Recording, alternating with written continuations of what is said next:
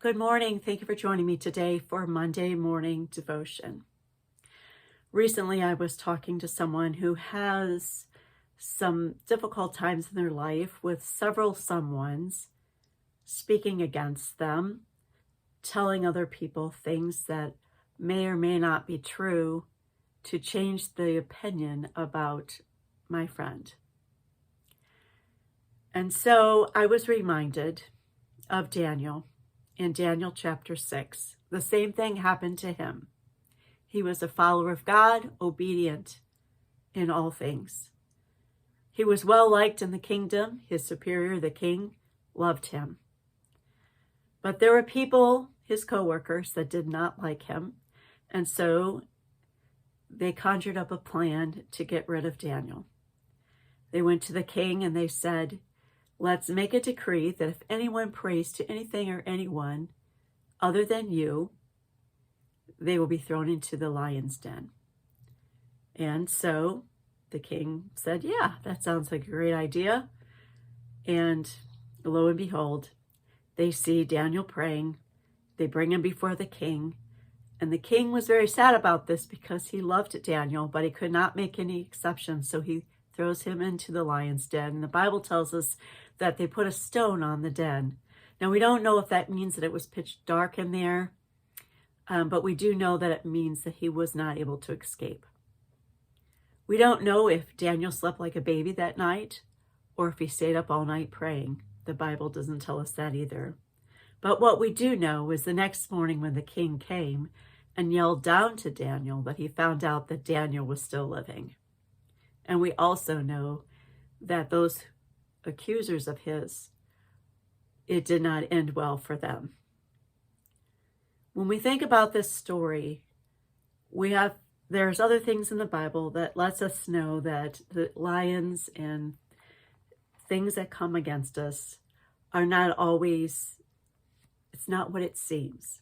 When we read in Ephesians 6, the Bible tells us that we are to put on the full armor of God so that you can take your stand against the devil's schemes.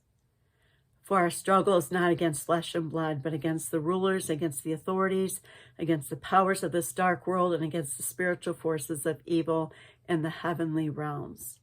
Sometimes we think it's the people that we're fighting against, but then we have to recognize where the battle originates, and that it's not necessarily with the people, it's with Satan himself.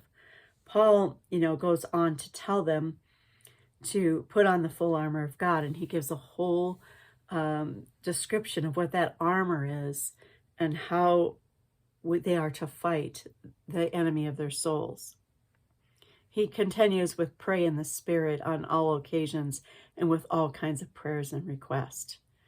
He encourages the people with this because he knew that as children of God, we were often going to face battles, different kinds of battles, not just the one that Daniel faced or that my friend is facing, but different ones, and that we need to put on the full armor of God. I also think of the scripture found in 1 Peter 5, chapter 8. It says this, be alert and sober-minded. Your enemy, the devil, prowls around like a roaring lion looking for someone to devour. Resist him. Peter goes on to tell his readers, resist him. Stand firm in the faith. Don't cave in. Because you know that the family of believers throughout the world is undergoing the same kind of sufferings. Through this, I don't know if this is something that encourages you right now with something you're going through, or if you can just tuck this away for a future date. But just remember that God is telling us through whatever trials we're going through life, whether it's somebody coming against us or whatever it is, that we need to stand firm in our faith and to resist the devil. Don't give him place in our lives. So that's my message to you today, and I hope that encourages you somehow. Have a blessed week. I look forward to seeing you next Monday.